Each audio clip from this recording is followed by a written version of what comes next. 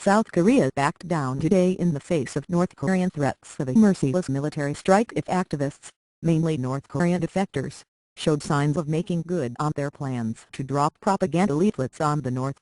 Activists prepared today to launch balloons equipped with automatic timing devices that enable them to drop off tens of thousands of leaflets along with socks, dollar bills, and candy bars across the North Korean border.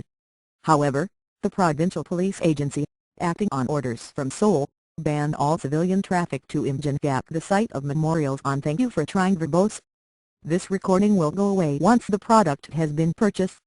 South Korea's role in the Korean War and a large peace belt symbolizing the wish for peaceful reunification about 35 miles north of Seoul, where the activists were gathering, in view of what it said were safety concerns over North Korean warnings.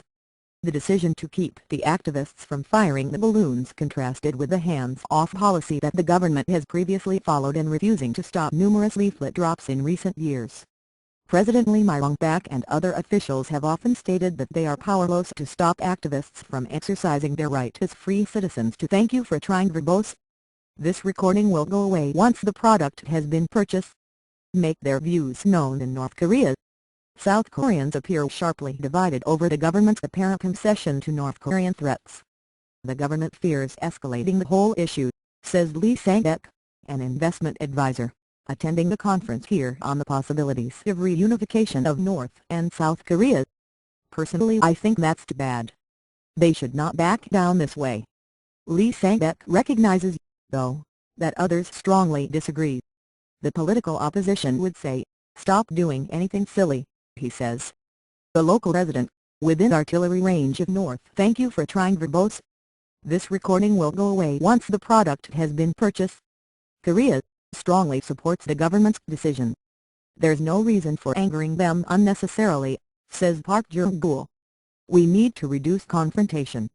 We don't need any incidents.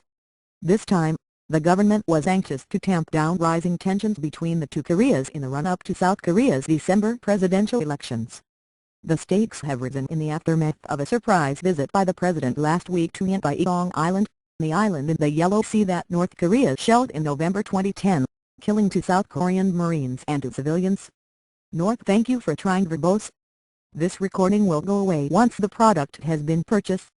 Korea over the weekend again stated its refusal to recognize the northern limit line between a series of South Korean islands and North Korea's southwestern coastline several miles away. South Korea refuses to permit North Korean vessels below the line, the root cause of a number of bloody shootouts in recent years. In a rhetorical display to impress voters, the president said South Korea would retaliate directly against the North in the event of an attack on the islands. Kim Kwon-jin, South Korea's defense minister, said the South would carry out a perfect response to Thank You for Trying Verbose. This recording will go away once the product has been purchased. Any North Korean attack. Under South Korea's constitution, Lee cannot run for a second 5-year term. But he is hoping the conservative Park Geun-hye, daughter of the late dictator Park Chung-hee, who was assassinated by his intelligence chief in 1979, will succeed him against a strong threat by 2 liberal candidates. The North Korean threat posed the possibility of a tit-for-tat exchange after the North's Western Command declared Imjin-gap and nearby Paju City were targets of direct firing. The command warned citizens to leave the area. Park Sang-hak, the defector who Thank You for Trying Verbose. This recording will go away once the product has been purchased. Had organized the leaflet campaign, said North Korea's threats were aimed at instigating division between people in the South.